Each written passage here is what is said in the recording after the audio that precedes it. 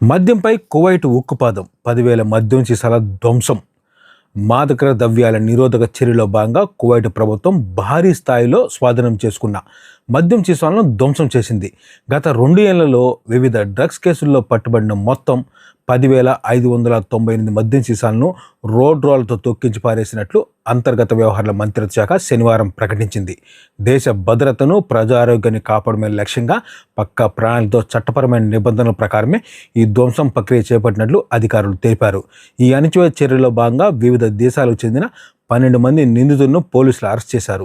వీరి వద్ద నుంచి భారీ మొత్తంలో మత్తు పదార్థాలను స్వాధీనం చేసుకున్నారు.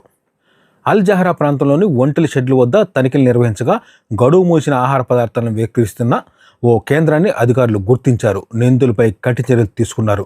మరో కేసులో నిబంధనలకు విరుద్ధంగా రక్షిత ప్రకృతి అడవి ప్రాంతంలోకి ఒంటెలను మేపడానికి తీసుకెళ్లిన వ్యక్తిని కూడా పోలీసులు అదుపులోకి తీసుకున్నారు. చట్టాలను ఉల్లంఘించే వారిపై కఠినంగా వ్యవహరిస్తామని, క్షేత్రస్థాయిలో తనిఖీలు మరింత ముమ్మరం చేస్తామని మంత్రిత్వ శాఖ స్పష్టం చేసింది. ప్రజలందరూ నిబంధనలకు కట్టుబడి ఉండాలని ప్రభుత్వం విజ్ఞప్తి చేసింది.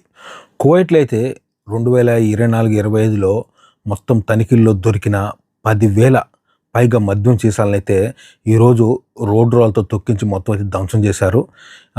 ఇటువంటి చర్యలకు పాల్పడితే కఠిన చర్యలు తీసుకుంటామని చెప్పారు. చాలామంది అయితే అరెస్ట్ చేశారు. అంటే గత 2 సంవత్సరాల నుంచి, అంటే 2024-25లో పట్టుబడిన మద్యం మొత్తాన్ని ఈరోజంతా ఒక చాటికి చేర్చి మొత్తాన్ని అయితే రోడ్ రోలతో ధ్వంసం చేసేశారు.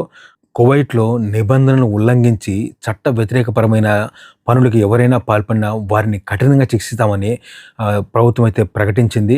అందుకే కువైట్లో ఉన్నవారు జాగ్రత్తగా ఉండండి. వచ్చామా, పనులు చూసుకున్నామా, ఇంటికి వెళ్ళామా అలానే ఉండాలి. కానీ తొందరగా పెద్దవాళ్ళు అయిపోతామని చట్ట వ్యతిరేకపరమైన పనులు చేసి ఇరుక్కుని ప్రాణాలు మీకు తెచ్చుకోకండి. ఎందుకంటే డ్రగ్స్ కేసుల్లో ఏదైనా దొరికారంటే ఇప్పుడు ఇంత ముందు మాదిరి జైల్లో వేయడం లేదు, డైరెక్ట్గా ఉరిశిక్ష వేస్తున్నారు. అందుకని జాగ్రత్తగా ఉండండి. ఒక్కరోజుగా పెద్దవాళ్ళు అయిపోతామని మాత్రం ఆలోచించకండి. చట్ట వ్యతిరేకపరమైన చర్యలు ఎట్టి పరిస్థితుల్లో చేయకండి. అంతా బాగుండాలి, అంతా మంచి జరగాలి. జై భారత్, జై హింద్.